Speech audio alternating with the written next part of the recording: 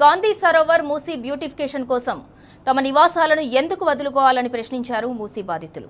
Property ట్యాక్సులు కడుతున్నాం, మమ్మల్ని ఇల్లు ఎలా ఖాళీ చేయమని అడుగుతారని నిలదీశారు. ఎలాంటి ఉపయోగం ఉందో చెప్పకుండా అడ్డగోలుగా భూములు తీసుకునే హక్కు ఎవరిచ్చారని ఆగ్రహం వ్యక్తం చేశారు. రాజేంద్రనగర్ 19వ సర్కిల్ మున్సిపల్ ఆఫీసులో మూసీ సుందరీకరణ, భూసేకరణ కోసం ప్రజాభిప్రాయ సేకరణ నిర్వహించారు. హైదరాబాద్ రాజేంద్రనగర్ ఆర్టీఓతో తమ గోడు వెళ్లబోసుకున్నారు బాధితులు. గాంధీ సరోవర్ మూసీ బ్యూటిఫికేషన్ కోసమా లేక ఎందుకు అనేది క్లారిటీ ఇవ్వటం లేదని నిలదీశారు బాధితులు. సెలవులు పెట్టి అభిప్రాయ సేకరణకు రావాలా అని నిగ్గదీశారు.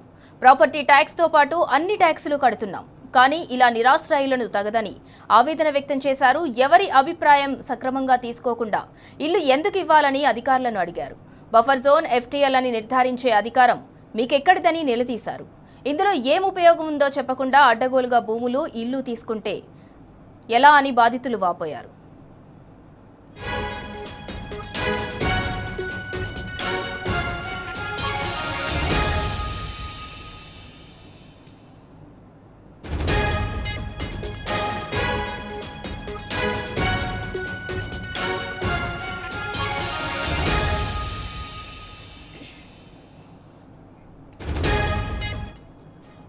ఇక ఇదే అంశానికి సంబంధించి మరింత సమాచారం మా ప్రతినిధి కిరణ్ అందిస్తారు. కిరణ్, రేవంత్ సర్కార్పై అయితే మూసీ బాధితుల తిరుగుబాటు కొనసాగుతూనే ఉంది. దానికి సంబంధించి పూర్తి డీటెయిల్స్ ఏంటి? సింధూరా, ప్రధానంగా మూసీకి సంబంధించినటువంటి అంశంలో ఇంకా వివాదం కొనసాగుతుంది.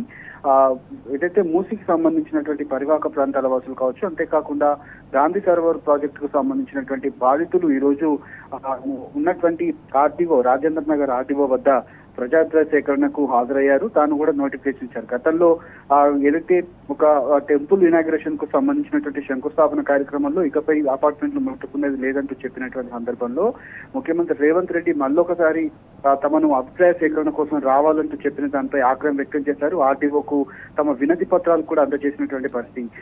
అడ్డగోలుగా ఇష్టానుసారంగా తమ భూములు, ఇండ్లను లాక్కునేటువంటి అధికారం రాష్ట్ర ప్రభుత్వానికి ఎవరిచ్చారు?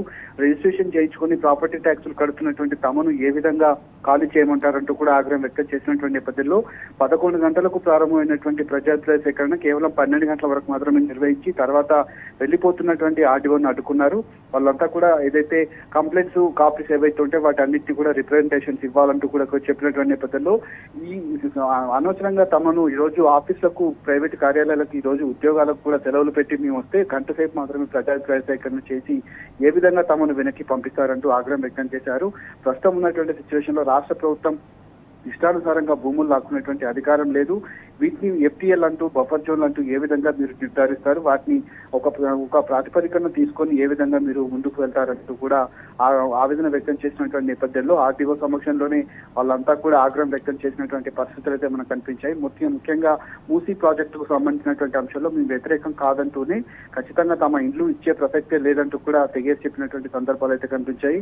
అర్ధాంతరంగా తను ఆర్టీఓ, రాజేంద్ర నగర్ ఆర్డీఓ ఎవరైతే ఉన్నారో తను ఆ సమావేశాన్ని కూడా ముగించుకొని వెళ్ళిపోయినటువంటి సందర్భాలు అయితే మనకు కనిపించాయి. Right, thank you Kiran. ఇక గాంధీ సరోవర్ మూసీ బ్యూటిఫికేషన్ కోసం అయితే తన నివాసాలను ఎందుకు వదులుకోవాలని అయితే మూసీ బాధితులు అయితే ప్రశ్నిస్తున్నారు. ఒక పక్క ప్రాపర్టీ ట్యాక్సులు కడుతున్నాం, మరో పక్క అన్ని బిల్స్ పే చేస్తున్నాం, అయినా సరే మమ్మల్ని ఇల్లు ఎలా ఖాళీ చేయమని అడుగుతారని చెప్పి వాళ్ళైతే నిలదీశారు. మరోపక్క మూసీ బాధితులు అయితే ఆర్డీఓను కూడా కలిసి ఆర్డీఓకి వినతి పత్రం ఇచ్చారు. తమ గోడును కూడా విన్నవించుకున్నారు.